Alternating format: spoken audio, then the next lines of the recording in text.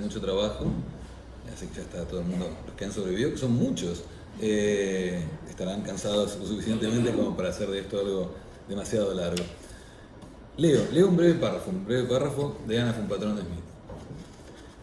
Dice: hecha de tiempo y hombres, la historia suele pagar los platos rotos de los hombres.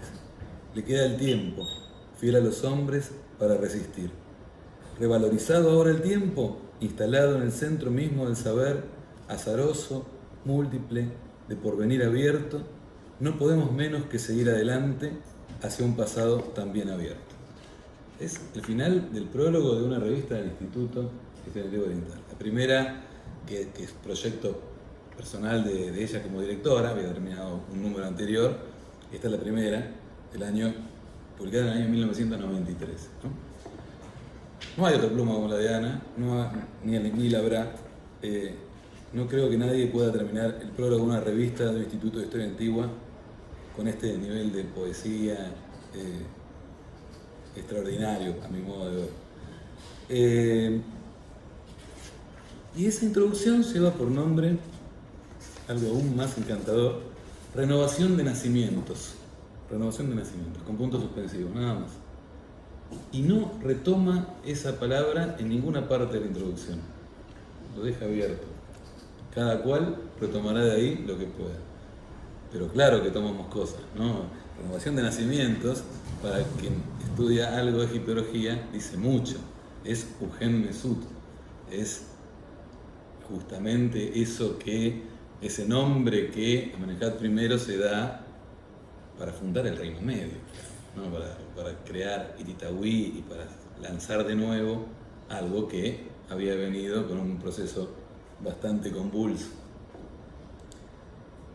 Claro, uno diría, los egipcios conocían bastante esto, ¿no? Esta idea de la búsqueda de renovar, ¿no? La búsqueda de repetir el nacimiento, ¿no? La otra forma es el Jepset, ¿no? Ese ritual de rejuvenecimiento, algunos dicen de muerte y renacimiento del rey, ¿no? La posibilidad de que de allí las cosas se renueven. Y un ritual que tantos otros conectan a ese mundo africano en el que el líder es, de alguna manera, el reflejo de la sociedad, ¿no? Y que la renovación del líder es la renovación de todo, ¿no? De alguna manera uno podría pensar así, ¿no? Que la renovación del rey en Egipto es la renovación de Egipto, ¿no? Y que los egipcios estaban pensando en eso, ¿no? Y claro, ¿cómo no van a pensar en eso, ¿no? Ellos que pensaban que el mundo había surgido, el universo, de un caos turbulento, de un océano negro, ¿no? De ese Nun primigenio del que surge luego Atum y con él el universo, ¿no? Y al que temían volver, ¿no? Como algún pasaje justamente del libro de los muertos dice, ¿no? Ese temor de que algún día, dice Atum, destruiré todo y todo volverá al Nun. Entonces, claro, con esa preocupación por el origen, con esa preocupación por el destino personal, ¿cómo no pensar en renovar, en reafirmarse? Cuando hablábamos de orden y de caos, ¿cómo no pensar en ese mundo a afirmar permanentemente frente a un caos que nunca desaparece, ¿no? Entonces, a mí me parece que esta idea que Ana planteaba en uno de los momentos del relanzamiento de este instituto, hace exactamente 30 años, ¿no? Es decir, además a la mitad del tiempo de la vida de este instituto, ¿no? El año pasado celebrábamos, sobre el final del año, los 60 años de la fundación de este instituto, ¿no? Este texto fue escrito a los 30, pasaron otros 30 desde la reflexión de Ana hasta el presente, ¿no? Y uno se pregunta, ¿y por qué esta idea, ¿no? ¿Por qué esta idea de renovarse, esta idea de relanzar, ¿no? Esta idea de empezar una vez más, o de relanzar, o de reafirmar, o de construir? ¿Por qué construir, no? Si total, en definitiva, allá en el horno se vamos a encontrar, ¿no? O sea, digamos, ¿por qué construir, no? Y porque la construcción no es algo individual. Porque la construcción es algo que requiere del colectivo, y si requiere del colectivo, no termina con cada uno, sino que continúa.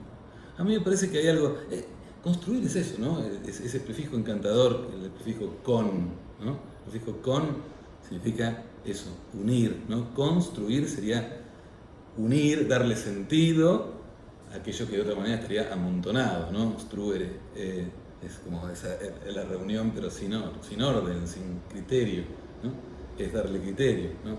Es construir ese prefijo que va en convivir, que va en compartir, en todas estas ideas donde se puede trazar esa conexión a partir de un prefijo tan interesante, ¿no? Entonces, uno diría, el que construye solo no construye para lo efímero, para un momento. Está también el que destruye, quizá para resguardarse de las inclemencias que la vida le ha dado, pero ninguno de esos caminos nos van a servir a nosotros para avanzar. Yo creo que la idea de relanzar el instituto, que un poco estas jornadas tenían esta intención de volver a encontrarnos todos los que estamos trabajando en el ámbito de la Facultad de Filosofía y Letras de la UBA en temas de historia antigua, es esta, ¿no? Es lo que pasó en estos 2 días, me parece a mí, ¿no? Yo, la verdad, tomo el listado de las 6 mesas que tuvimos, ¿no? La primera sobre imágenes y arte, ¿no? En la historia del Antiguo Egipto, la segunda sobre transformaciones del Nilo al Levante meridional, en los periodos tempranos, ¿no? El Calcolítico, el Bronce Antiguo, las investigaciones actuales sobre Mesopotamia, en el día de hoy, arqueología y paisaje, perspectivas sobre textos literarios del Antiguo Egipto, esta mesa, la última que hemos visto, de estudios de recepción del Oriente, y uno ve ahí realmente un cruce muy representativo, pero un cruce de varios perfiles, ¿no? Por un lado, textos y arqueología.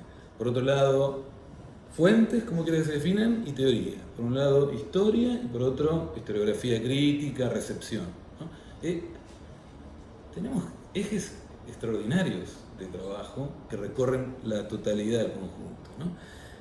Y además no es que la cantidad sea en sí mismo significativo, pero ha habido aquí casi una veintena de ponencias, ¿no? Yo habiendo ya una cantidad, me he excluido. Podríamos contar también a Yanir Milevsky, que forma parte de uno de nuestros proyectos de investigación, pero está en Israel, y la idea era encontrarnos en persona, aquí también en el instituto. Uno diría, tenemos equipos de investigación, tenemos equipos de docencia, y tenemos una veintena de ponencias sobre todos estos temas. No es poca cosa. No conozco otro centro, ni en Argentina, ni en toda Latinoamérica, que pudiera reunir una veintena de ponencias serias sobre investigación de historia antigua como la que hemos podido hacer estos días aquí, ¿no? Bueno, hay colegas que trabajan muy seriamente en todas partes, pero dudo que puedan reunir esta variedad y esta calidad de ponencias que hemos tenido, cada cual en su nivel, cada cual, tenemos por suerte mucha gente joven que se está sumando, gente con más rodaje, y un espectro de posibilidades, ¿no? A mí me da la impresión que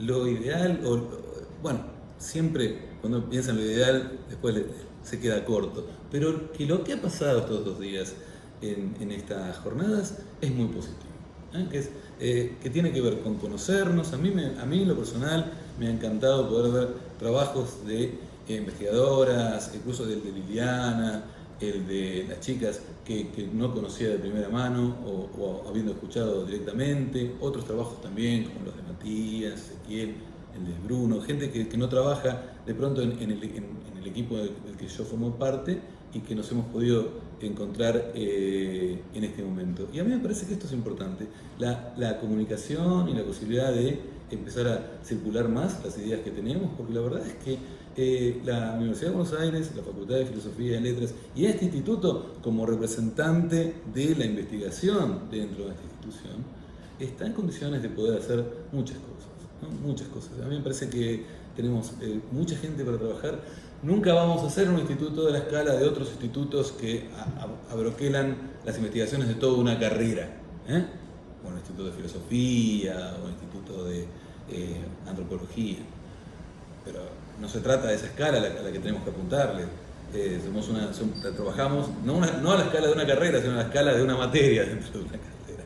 Y sin embargo, 20 investigaciones en curso, ¿no? De distintos equipos de trabajo. A mí me parece que realmente esto es lo más interesante, lo único en realidad yo quería decir para cerrar estas ponencias, ¿no? Y volviendo a Ana,